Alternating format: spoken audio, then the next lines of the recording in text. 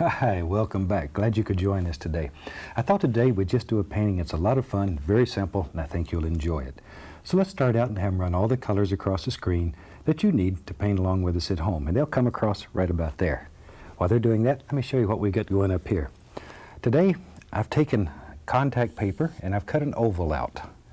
And I've just taken the contact paper, stuck it on a blank canvas, and then we've taken black gesso and I've used a sponge and I've just tapped a little bit of this black gesso all over so it makes all these little patterns in here.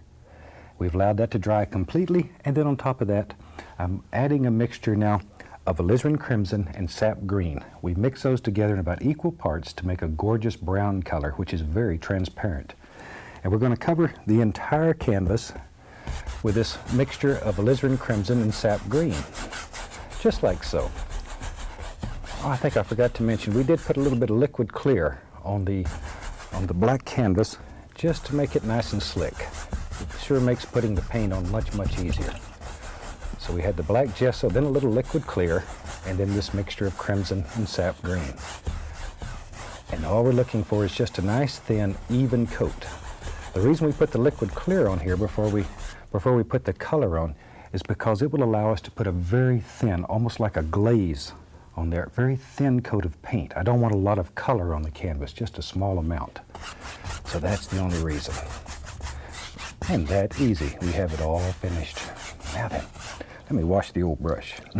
If you've painted with us before, you know this is the fun part of this whole technique. And we wash our brushes with odorless paint thinner. We just shake off the excess and just beat the devil out of it.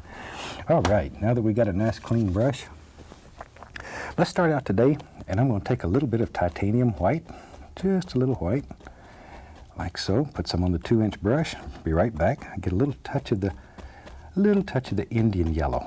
It's a very transparent yellow. So we have titanium white and Indian yellow. And with that, I'm just going to quickly dance in a little background back here, and we'll just take it and sort of just begin making little movements with the corner of the brush. Something about like so. You have to make a big decision right off in this painting. This is going to be the lightest area in the painting. So we start there and we'll continually blend outward from that point. That way, automatically, that'll be the brightest area of the painting. Now the titanium white is an opaque color, but even there you can still see through that and see some of these gorgeous little shapes that you made with the sponge and the black gesso.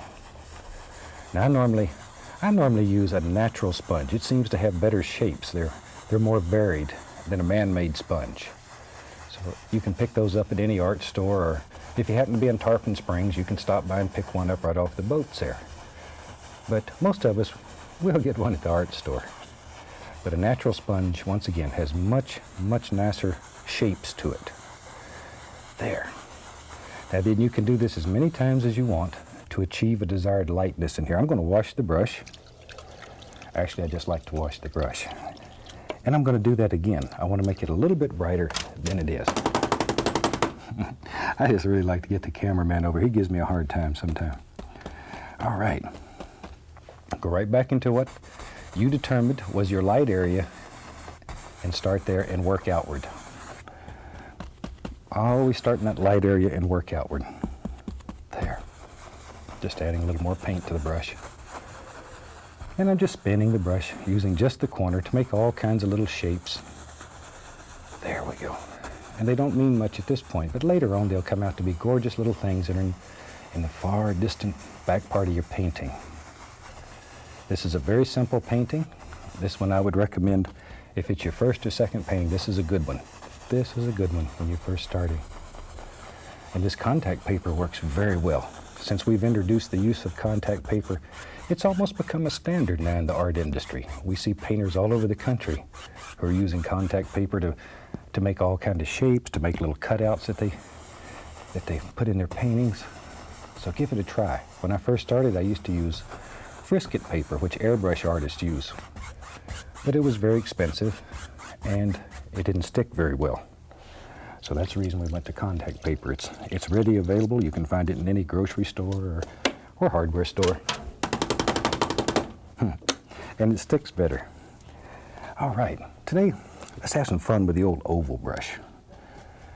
I want to take the old oval brush, put a little white on it. Then I'm going to go into this mixture of alizarin crimson and sap green. This is the same identical color that we covered the entire back of the canvas with. A little white to it just to make it a little bit lighter. And load this brush by just sort of giving it a little push. This oval brush has oval bristles on the end, sort of like a big filbert brush, only it's 1 inch across. All right, let's go up in here. Now then, let's begin working on some shapes and designs for some little background trees. This oval brush does just fantastic things for little background trees. There, and all you got to do is just begin tapping. See there? The brush will do most of the work. That's what's so fantastic about this thing. That's fantastic. Now then, maybe up in here, you have to make big decisions of where does your little trees live. There. If they don't show up, make them just a little bit darker. But start out as light as you can to get them to show, and then we'll get darker as we work away from the light source. There we go. Just all kinds of little shapes. We're just looking for very basic little tree shapes. Now some of these little things in the black gesso you can see when the camera's up close will show through. And when friends and neighbors look at your painting, they'll say, "Good gosh, how in the world did you get all that detail back here in the woods?" And that's our secret. Shh. It'll happen automatically. All right. Now as we work back a little further, we can begin getting into darker color. Save your darkest color for the far edges. There we go. See, little things like that, they just begin happening. There. Now then, I tell you what, let me find a little liner brush, a little paint thinner.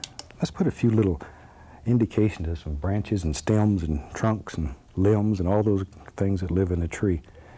Taking a little paint thinner, and we'll go into that same color, thin this down so it's very thin.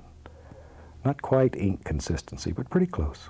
Turn the bristles in there. That'll load very deep. And a liner brush has long bristles on it, so it holds a lot of paint. Okay, let's go up in here. Now then, we can take that, and let's just put the indication here and there, and there and here, of all kinds of little limbs and sticks and stuff that live up here. Just wherever you think they should be. Now if you have trouble making it flow, then add just a tiny bit more of the paint thinner. There. In fact, I think I'll add a little more to my brush. There, see how much easier it goes now? But I don't want these to be very dark or very distinct. I want him to help create that illusion of distance in the painting, things that are far away.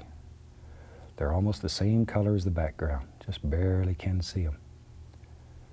There, and you don't have to worry about painting the entire thing because there's leaves in front, and you're only going to see part of them in places. So by not painting them, it helps create that illusion. And painting is nothing but games of illusion. There we go. Now then, we can go back to our little oval brush, and we'll put a few little things here and there and there and here. There we go. All right, now I'm going into almost the pure color.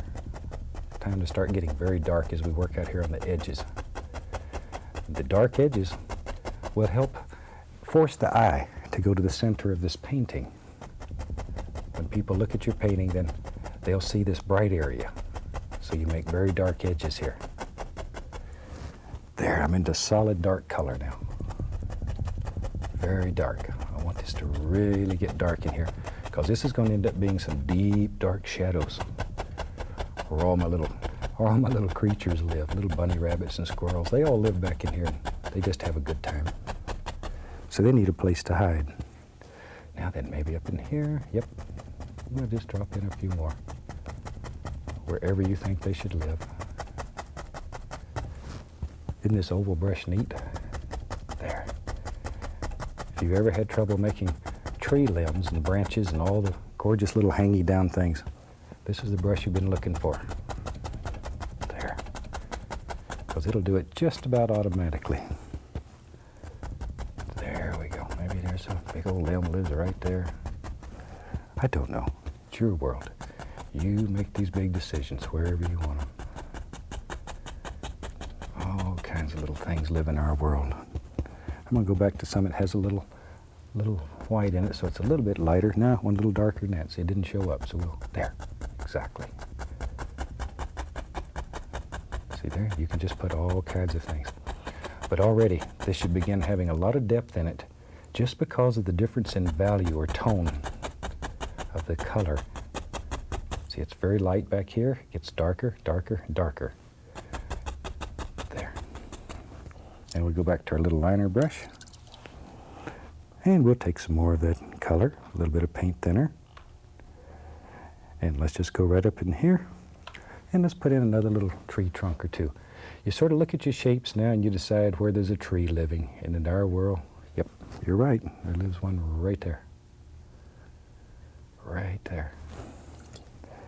I like to paint trees. They're a lot of fun. A lot of fun. And I have a natural inkling, as I say, to sort of paint trees and bushes, because that's where I really find peace and tranquility, is out in the woods with all the little animals and stuff. And I hunt with a camera. I go out and take pictures not only of the animals, but I take pictures of individual trees. And then you take all these different pictures and you can put them together and make your own composition. You can take a tree out of one photo, you can take a cloud out of another, a barn that you took here. They could be in totally different states, it doesn't matter. And you put them together and you make your own composition, and it's new and it's original and it's wonderful. I just want to show you how to make these things. What you make is totally up to you. Totally and completely. There we are. Just all kinds of little rascals that live in there. There. Okay. And let's go over on the other side and put a few over there. We don't want him left out. A little more of the paint thinner. And maybe there's a big old tree trunk that lives right there. There. Put some arms on him. And these arms just stretch right out here to get the light all they can. They want to come out and play in the sunshine. There. See there? But as I've mentioned before, when you're painting, just sort of make up little stories in your mind. It really helps, sort of helps put you in the mood, and it gives you ideas. And new ideas are really one of the hardest things there are in painting. I get a lot of ideas from photographs and sketches that people send me, especially my young friends. I have a lot of young friends across the country, and they send hundreds of letters with ideas and suggestions, and that's where a lot of these paintings stem from. So if you have an idea, drop me a line. Let me know what you'd like to see. And a lot of times if it's something that I can't paint, we'll go out and find somebody else who can. All right, let's have I think maybe in my world, there's going to be maybe we'll do a little bush that lives right there. Just sort of seems like a good place for a little bush. And we'll go back to our little liner brush with some paint thinner, a little bit of brown on it. And under here, then we'll put him some little legs so he can stand up. There. Now he's ready. He's ready. But you see how easy that is to make a fantastic background that's very effective? And when you show this to friends and relatives, they'll say, "You didn't paint that." And I've had people write and say they actually had their friends look real close at their painting and see if they could see the numbers hid under there, like it was a paint by number. There. Now then, I'm gonna put a little bush that lives right there. Just put in some nice dark, dark, dark color. This is a pure alizarin crimson and sap green. It's not diluted with white or anything else. This is pure color. Doesn't it make a gorgeous brown though? I know. Sometimes you see things here. I'm going to dip the brush into a little bit of the liquid clear. Go into a little titanium white, and it looks like there's a little Indian yellow in it too. That's good. We'll just use what's there. Put a little bit of the liquid clear in there, only to make it a little bit thinner so it'll flow better. But see there? Both sides of the brush are loaded with color. Just really get in there and load it full. Let's go up in here. Now maybe in our world, let's see. There lives, yep, a little waterfall. He lives right there. Put a little touch more of the clear on my brush so it'll be a little smoother. I know. When you get to where you see things as you paint. In our waterfall, there lives a rock, a big old stone. He lives right out there. Take a little white, a little brown, mix it together, make a little highlight color. We'll use a little small edge of the knife, put a little touch of highlight on that stone. Go back and find our brush that's got the white with the liquid clear on it. And we'll come right along here and put water on that side of the stone. Isn't that neat? I like to do watery falls. Now with a clean 2-inch brush, I'm going to lift this upward. Lift it upward, like so, just sort of to bring it together, like that. Now a very neat way of making it look like there's little bubbles and foam happening down here. You can take just a clean dry fan brush, and I'm going to dip it in paint thinner and then shake off all the excess. Just give it a good hard shake. And then you flick that paint thinner right up here on the bottom of the waterfall. Paint thinner and liquid clear have a violent reaction, and it'll cause it to, looks like little bubbles in there. And it's neat. And when you first start doing this, use very little of the paint thinner. You can always add more, but it's hard to go back and take it off. And it'll look like little bubbles that are happening all down through there. Let's take a little bit more of that brown, and maybe in our world, we need to come right along in here, and we have to put something up here to contain this old waterfall. See there? Well, we have a big stone lives right there. Big stone. This painting, somebody here in the studio said, my gosh, you're going to paint a sepia tone painting. It looks almost like the old sepia tone photographs. Years ago, I used to teach photography, and we used to do the old photographs that were all done in brown tones, and this sort of looks like that. It uses a very limited palette, very few colors, and it's very simple to do. Here I'm just adding a little bit of that brown color. Now then, we'll take a little bit of that same brown, mix a little white with it, and we'll come back in here, and we'll just put a little highlight up here. Something about like so. Now with almost no color, I want to grab that and give it a downward pull. Just barely caressing the canvas. Barely touching it. If you've painted mountains with me before, this is about the same idea. That much pressure. Just barely touching the canvas. Yeah, maybe we'll brighten that a little bit. Put a little more white in it so it stands out and you can see it a little bit better. Ooh, that's nicer. That's nice. But this makes it look flat on top by doing this. There. Now back to our little oval brush. And we'll bring these little bushes here right down onto it. Tell you what, I got to mix up some more color. I ran out of color. Once again, alizarin crimson and sap green in about equal parts. This is a nice color because you can take it to the green side or to the red side. Just depends on your mood that particular day. Today I have it sort of neutral. It's sort of about half and half. Sometimes I'll mix it to the reddish side and other times to the green, depending on the mood that I want or the effect that we're looking for. Experiment a little bit. You'll find wonderful things you can do with this. Okay, back to my little oval brush. Just tap a little color into it. And let's go on up here and just put some little things that live right here on this little rock. It's right by the waterfall. And maybe down here at the bottom, there's some more big bushes and things that live all down through here. These won't show up much till we put a little touch of highlight on, and then you'll see them. All right, let's go on the other side. Maybe this bush, yep, he comes right out over the waterfall. Now, by having it in front of the waterfall, it has a tendency to push the waterfall back into the painting. It helps a great deal with that illusion of depth and distance in your painting. All right, let's have some fun. Clean, dry 2-inch brush, the least little touch of titanium white on it. Least little touch right on the corner, and I'm going to just tap and let it blend. Make it look like there's a little bit of mist way back here in the distance where that water's hitting. Just let it tap softly, very softly. And you blend it to however you want it. Now then, while we have that color going on this brush, I'll put a little more titanium white. Maybe there's a little river that comes from this waterfall. So just touch and pull straight down. Because that gorgeous brown color is already on the canvas, it'll mix with your white, and automatically that will happen. Automatically. You don't have to work at it or anything.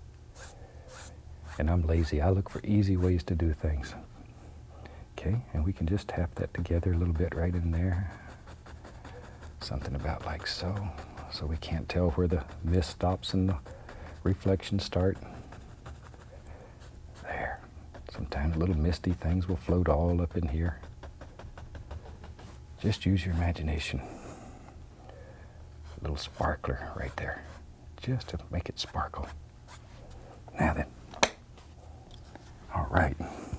I love these kind of little paintings. And as I say, even if you've never painted before, these little rascals you can do. These you can do. Very simple. And they're very effective. All right. Now then, same old dirty brush. I'm going to take a little touch of yellow ochre on it. Now this painting I want to keep very dark and very much into the brown tone. So just a little touch of yellow ochre mixed right on that dirty brush. Very little. Okay, let's go back up here. Now some of these darker ones, I'm going to put the least little touch of highlight. Once again, I'm not looking for very much. Very, very small amount. Just enough to separate some of these little bushes. There. See them? This little bit of highlight will just bring them apart. But think about individual bushes. Just don't throw this in at random and hope for the best. Think about little individuals here. There we go. There they are. These are a lot of fun to do. And they make fantastic gifts. Because, you know, people had much rather have something that you've visualized in your mind and you've made with your own hand than something you just went out and purchased. I have paintings that people gave me many, many years ago. And if they had just went out and bought some old thing and give it to me, I would have probably have discarded it by now. But the paintings are very special. And I'll probably have them as long as I live. There we go. There. And maybe up here in this big tree, very little though. I don't want to lose this darkness. To me, this darkness is what makes this painting very nice. But when you do yours, if you want it a little brighter, please, please feel free to make it any way that makes you happy. Because that's what painting is all about. It should make you feel good about yourself and about the world. Make you appreciate all of God's wonderful creations, but just enjoy it. There. Let's take a little bit of this brown and let's come in here and let's make a little land area, just something for all this to set on. Maybe something about like that. A little bit over here on the other side too. So it looks like there's maybe just a little river here that we don't know where it goes. Don't know that we really care. It goes off into another painting and we'll do it on another show. There we are. Just a little touch of highlight. Once again, keep it quite dark. Quite dark. Now then, take a liner brush. And here and there and there, and we'll take just a little bit of this lighter brown color and put the indication of some little twigs and sticks in here. Where it's very dark, you may have to use a lighter color so it stands out. Okay, let's go over here on the other side, and we need a couple over here. Doesn't have to have too many, just a few. Oh, there's one, there's one. You just sort of see them. Look at your painting, because every painting will be different. Each one will be a total individual. Now then, we can take a little bit of the liquid white, put it right on that liner brush, and we can just put the indication here and there, some little water lines that live out in here. Just little things like so. Don't want too much. Just a few little nice things. There. Shoot. That worked out pretty nice. I tell you what, let's pull the old contact paper off here and see what we have, because That's the moment of truth, and that's the fun. So we'll just pull it off. And look at that.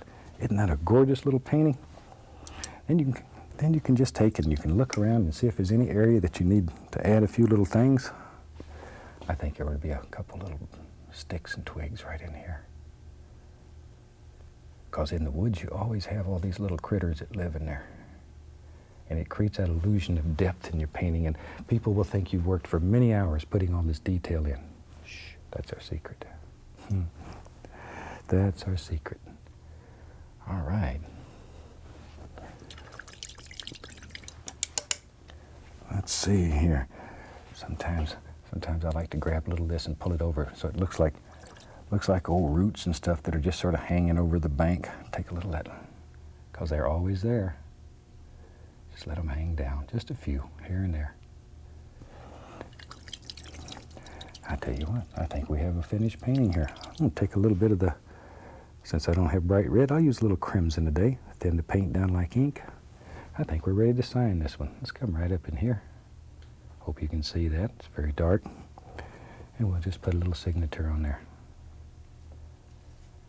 There, I have a very short name, so it only takes a second. I hope you've enjoyed this one. It's a fantastic little painting that you can do. And until next time, I'd like to wish you happy painting, and God bless, my friend.